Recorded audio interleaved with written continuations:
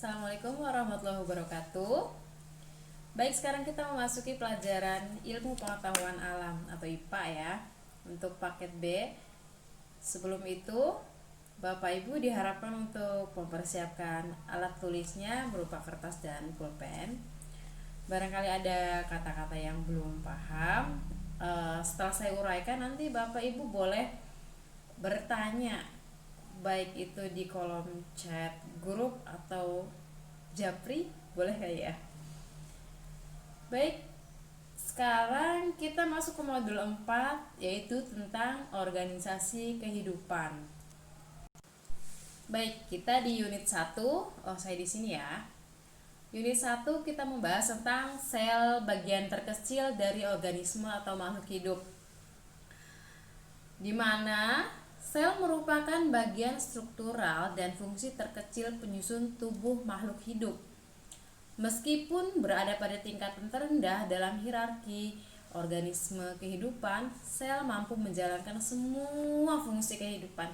Artinya, sel mampu menjalankan fungsi layaknya makhluk hidup, yaitu melaksanakan proses metabolisme, mengalami pertumbuhan dan perkembangan, serta melakukan proses reproduksi untuk melestarikan jenisnya. Begitu kecilnya ukuran sel, maka sel hewan maupun tumbuhan tidak dapat dilihat atau diamati secara jelas. Hanya dengan menggunakan mata telanjang saja untuk melakukan pengamatan terhadap sel baik hewan maupun tumbuhan, kita membutuhkan alat bantu, yaitu berupa mikroskop. Oke. Tapi sebelum itu, siapakah yang pertama kali menemukan sel? Nah, di sini dijelaskan bahwa sel pertama kali ditemukan oleh Robert Hooke pada tahun 1665, yang pada saat itu mulai melakukan pengamatan dengan mikroskop majemuk. Dia melihat dinding sel kosong yang melingkupi sel-sel mati pada gabus yang berasal dari kulit pohon ek. Di sini ada contoh nih, gambar sel hewan dan tumbuhan. Oke, saya perbesar dulu ya. Nah, pertama di gambar 1.1 ini ada yang namanya sel tumbuhan. Oke, saya coba coret-coret ya. Nah, pertama kita lihat di sel ini ada yang namanya dinding sel. Oke, dinding sel ini adalah dinding terluar dari sebuah tumbuhan. Ada yang namanya dinding sel, kemudian ada membran sel, plasmodesmata, kemudian ada yang namanya stoplasma, mitokondria, kemudian ada petroxisom, filamen atin, mikrobatul, siskeleton, vakuola. Kemudian ini yang warnanya agak ungu-ungu ini ya, namanya nukleus, ada porinukleus. Kemudian di bagian sini kita lihat ada retikulum, endoplasma kasar dan halus, kemudian ribosom. Lalu di sini ada yang namanya badan Golgi dan kloroplas. Oke.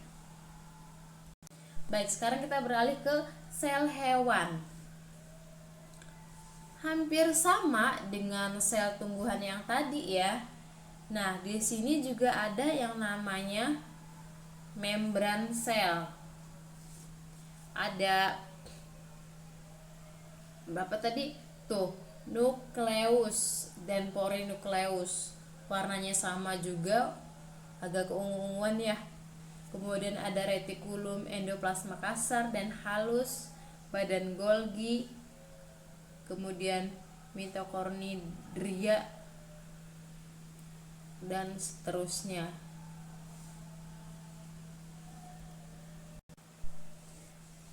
Dari hasil pengamatan tersebut dapat dilihat bahwa sebuah sel terdiri dari bagian luar yang meliputi dinding sel dan selaput sel serta bagian dalam yang terdiri dari protoplasma dan inti. Nah, seperti yang kita lihat, ini ada dinding sel dan seterusnya. Nah, sel hewan dan tumbuhan memiliki beberapa persamaan dan perbedaan dikarenakan mereka memiliki fungsi yang berbeda-beda. Secara umum, struktur sel terdiri dari membran atau selaput sel dan dinding sel.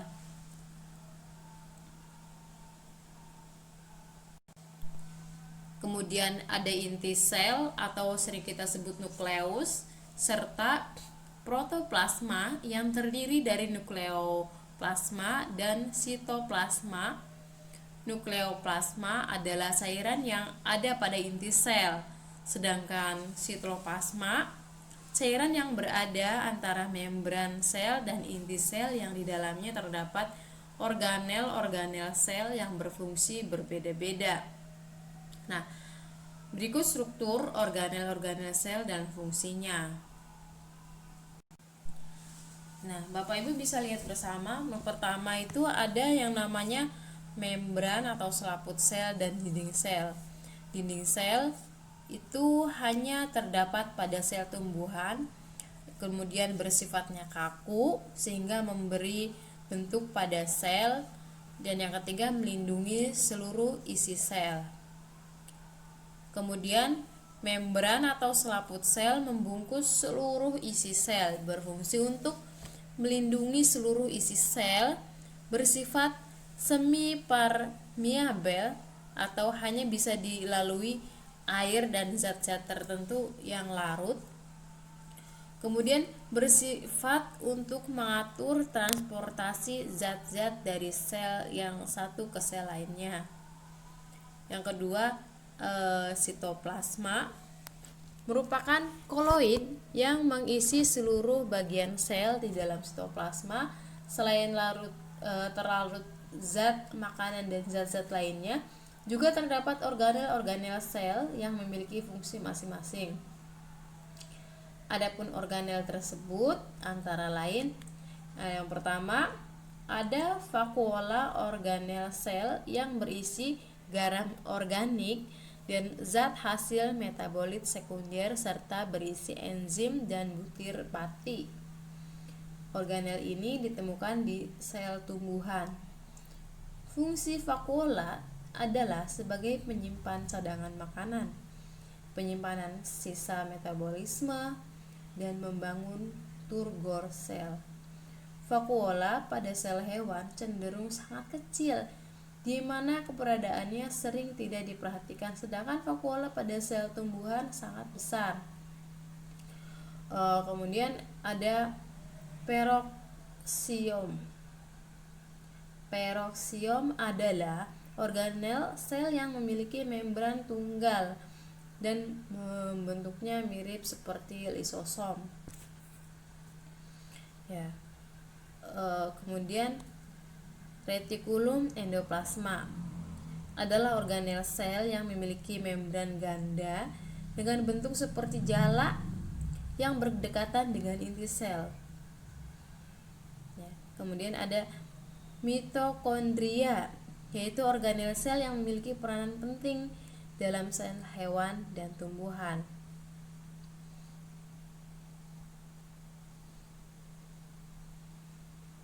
Nah, kemudian ada mikrotubul yang tadi udah saya sebutkan ya, ada di gambar yang tadi. Mikrotubul adalah struktur yang berbentuk silinder, berongga, tidak bercabang, tidak bermembran, yang tersusun atas protein. Fungsi dari mikrotubul sendiri adalah sebagai pembentuk silia, sentriol, dan benang spindel. Nah, yang berikutnya adalah mikrofilamen. Disebut juga filamen aktin yang tadi ya digambar. Oke, kita lihat sebentar ya. filamen aktin. Nah, filamen aktin yang ini ya, tuh. Mikrotubul yang ini. Oke, ini adalah penjelasannya ya. Oke. Disebut juga filamen aktin, ukurannya kecil yang tersusun atas protein globular. Fungsinya adalah gerakan kontraksi aliran sitoplasma, endositosis, exositosis, dan perubahan bentuk sel. Kemudian ada ribosom, yaitu organel sel yang berfungsi sebagai tempat sinesis protein. Ribosom dapat ditemukan bebas di sitoplasma dan menempel di retikulum endoplasma. Ada badan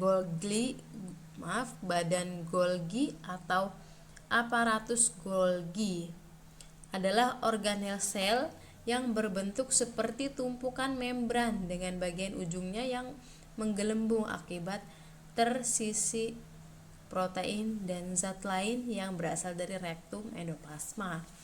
Zat tersebut akan diedarkan dalam bentuk kantung atau vesikel dalam proses sekresi.